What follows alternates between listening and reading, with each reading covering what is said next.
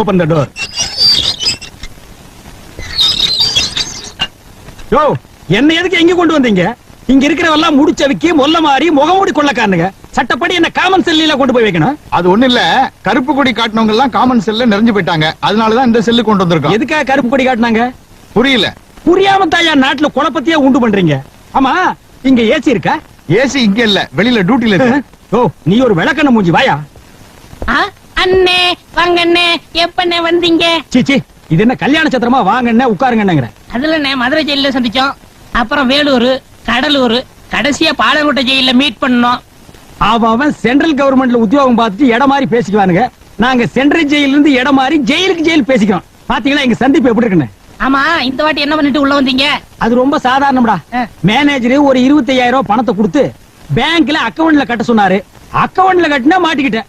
என்னன்னு அநியாயமா இருக்கு. அக்கௌண்ட்ல